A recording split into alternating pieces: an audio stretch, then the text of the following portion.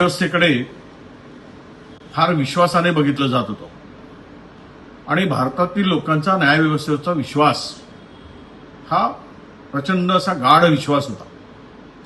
परंतु अलीकडे न्यायालयीन व्यवस्थेवर जे प्रश्नचिन्ह उभे केले जात आहे ते खऱ्या अर्थानं या देशातील न्यायव्यवस्थेला गांभीर्यानं विचार करण्याची आवश्यकता आहे का, असा प्रश्न निर्माण होतो. या ठिकाणी ज्यांची नियुक्ती आता साठे नावाच्या मॅडमची नियुक्ती जी झाली ती भारतीय जनता पक्षाची प्रवक्ता होती. जानेवारी 2024 मध्ये या भगिनीने राजीनामा दिला. त्यांचा कुठलाही असा न्यायालयीन कामकाजाशी फारसा प्रदीर्घ असा अनुभव नाही. त्या एखाद्या पक्षाच्या प्रवक्त्याला आपण उच्च न्यायालयाचे न्यायाधीश म्हणून निवड होणं म्हणजेच एका विचाराच्या विशिष्ट विचारांच्या व्यक्तीची निवड ही राजकीय प्रेरित होऊन केल्याची चर्चा जी आहे त्याला नक्कीच कुठेतरी चर्चेला महत्व आहे असं मानलं तर काही हरकत नाही.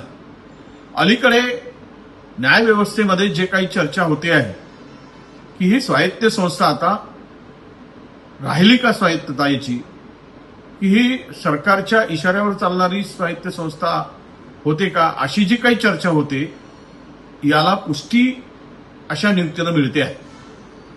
एक तर यापूर्वीच आता आपण पाहिलंय की सर्वोच्च न्यायालयाने भारतीय नागरिकाच्या संदर्भात राहुल गांधींच्यावर जो प्रश्न उपस्थित केला तो त्यांना अधिकार आहे का, अशी चर्चा आहे.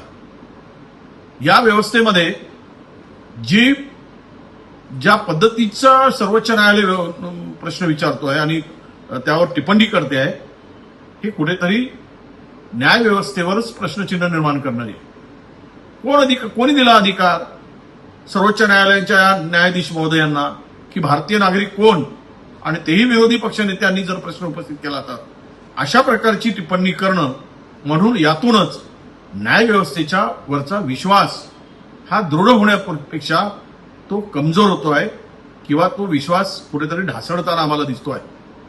अशा पद्धतीनं जर ज्या सर्वोच्च न्यायालयामध्ये मागील 2 वर्षापासून 2 राजकीय पक्षांचं स्प्लिट झाल्यानंतर निर्णय येत नाही, तो निर्णय वारंवार लांबवला जातो, त्याही संदर्भात देशभरामध्ये न्यायव्यवस्थेवर प्रश्न उपस्थित केला जातो.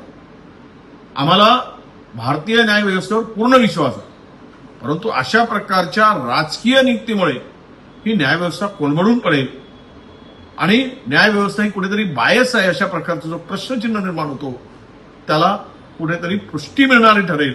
म्हणून माझी हात जोडून सर्वोच्च न्यायालयाला विनंती आहे की अशा राजकीय प्रेरित विचाराच्या राजकीय व्यक्तींना आपण न्यायव्यवस्थेमध्ये आणू नये, त्यांची नियुक्ती करू नये आणि न्यायव्यवस्थेचा विश्वास हा कायम राहावा, तो डळमळू नये, तो विश्वास वाढावा, वृद्धिंगत व्हावा आणि भारतातील लोकांना एक ही व्यवस्था न्यायालयीन व्यवस्था हाच एक आधार वाटावा, तो आधार कमी होऊ नये म्हणून अशा प्रकारची नियुक्ती रद्द करावी अशी आमची माननीय सर्वोच्च न्यायालयाच्या न्यायाधीशांना विनंती आहे.